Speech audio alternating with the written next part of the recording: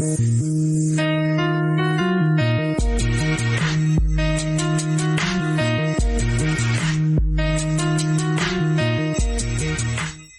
up, world? Established Rich coming right back at you. And today, we got to talk about JayZ's Yankee Stadium freestyle, the Target backlash, the Colin Kaepernick reference, and why people keep calling him a sellout. And I'm going to say this off the rip. JayZ is one of the greatest to ever do it. His impact on rap, business, ownership, and culture cannot be denied. But greatness don't mean he's above criticism. And that is the part JayZ seems to struggle with every time somebody questions one of his business moves. He don't just defend himself. He talks like the people asking questions are beneath him. That is why this freestyle hit people the wrong way.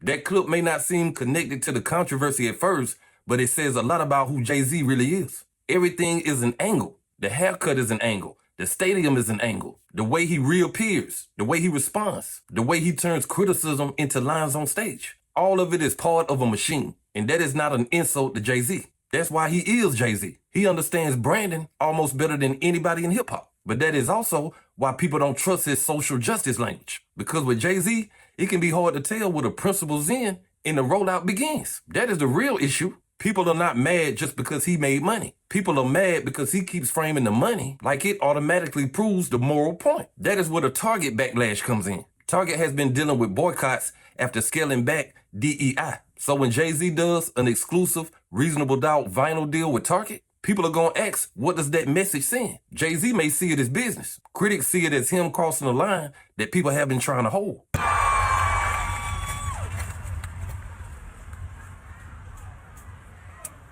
I'm a target.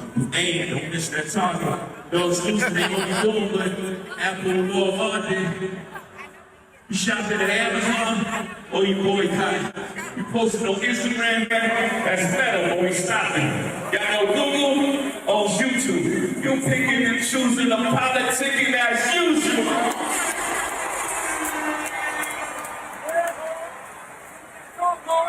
They dig deep for narratives. It's embarrassing. They run out of characters that to bring back up Kaepernick. Buddy took a check. I ain't even mad at him. But along with that check, got a sign and I'm disparaging. I'm the one they can't control. Y'all better be glad it's him.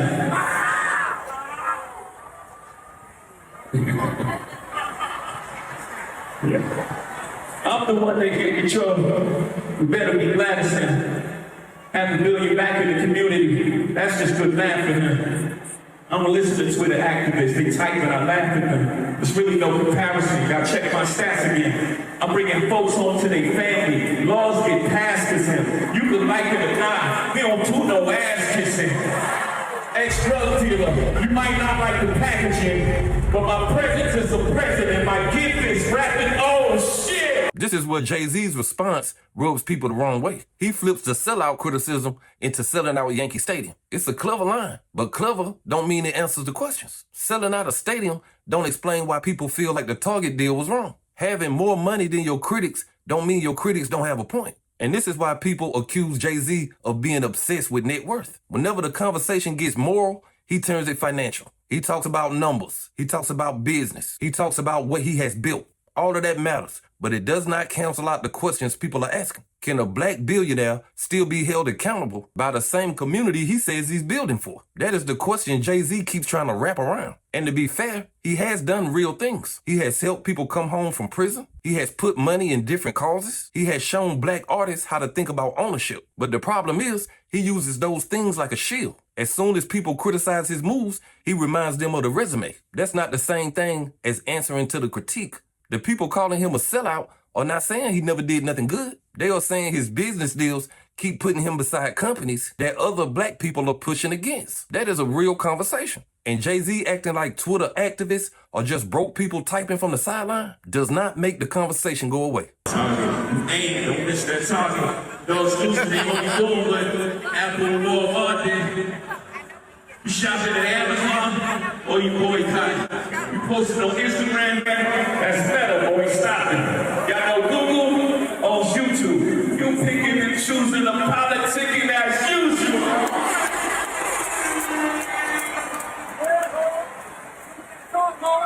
They dig deep for narratives. It's embarrassing. They run out of characters that to bring back up Kaepernick. Buddy took a check. I ain't even mad at him. But along with that check, got a sign of non-disparagement. I'm the one they can't control. Y'all better be glad it's him.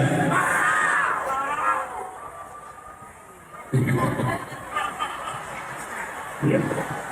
I'm the one they can't control. We better be glad it's him. Half $1 million back in the community. That's just good math for him. I'm gonna listen to Twitter activists. They type and I laugh at them. There's really no comparison. Gotta check my stats again. I'm bringing folks home to their family. Laws get passed as him. You can like it or not. He don't do no ass kissing. Ex-drug dealer. You might not like the packaging, but my presence is a president. My gift is rapping. Oh shit! The Colin Kaepernick part is even more sensitive because JayZ was once seen as somebody who stood with Kaepernick. Then he did business with the NFL, and that is the part people have not fully let go. JayZ defenders will say Kaepernick settled his deal with the NFL before JayZ took over. That is true. They will say most settlements come with confidential terms, and that's true. But the issue is not only legal, it's cultural. Kaepernick lost his football career because he took a knee to bring attention to police brutality and racial injustice. So when JayZ later partners with the NFL and now does a freestyle referencing Kaepernick's settlement, people are gonna feel like he's using Kaepernick to defend himself. That's why it felt like a low blow to a lot of people. If JayZ believes his NFL partnership produced real results, he can argue that on his own merits. He don't need to pull Colin Kaepernick's NDA into it like a I got you moment, because that makes it look like he's saying, how can you question me when Kaepernick took a deal too? That is a bad look. A settlement is not the same thing as becoming the league's entertainment partner. One man was fighting the system after being pushed out. The other man made a deal with the system after the fight became publicly expensive. Those are two different positions. And that is why people are calling Jay a hypocrite. JayZ wants credit for being strategic, but he dismisses people who question his strategy. He wants to be seen as a community builder, but he gets agitated when the community asks who benefits the most. He wants to say that we are past symbolic protests, but then he uses symbols when they help his brain. That is the tension. And that tension has followed him since the NFL deal. Now, I don't think every critic of JayZ is being fair. Some people just don't like him. Some people will call any successful black man a sellout once he starts moving in corporate rooms. But JayZ makes it worse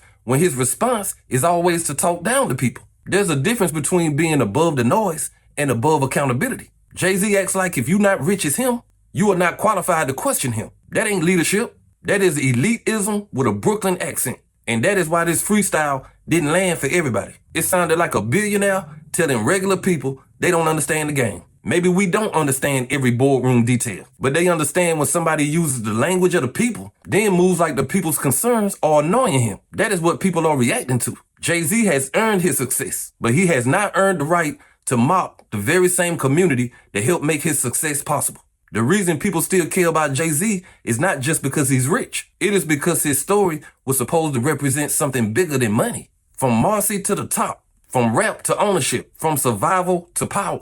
That story inspired people. But when the story starts sounding like I won, stop questioning how I won. People are going to push back. And they should, because black capitalism is not automatically black liberation. A black man getting rich inside a system don't mean the system changed for everybody else. That is where JayZ's arguments get thin. He can point to the billionaire status. He can point to the people he helped. He can point to selling out Yankee Stadium. But if the community is still asking if the deals compromise the message, that question deserves more than just a punchline. So I'm going to take y'all out like this. JayZ is a legend. JayZ is a business genius. JayZ has done real things that deserve real credit, but he is not above criticism. And every time he acts like he is, he proves why the criticism keeps coming back. The Target deal raised a fair question. The NFL partnership still raises a fair question. And the Colin Kaepernick line did not make JayZ look more right. It made him look more defensive. If you are really moving for the people, then you should be able to answer the people without laughing at them. Because selling out Yankee Stadium is impressive, but it does not answer whether you sold out the principle. And that is the question JayZ has still not wrapped his way out of. But hey, that's just my opinion. What's yours? Like, comment, subscribe, establish rich. I'll be back with another one. Peace.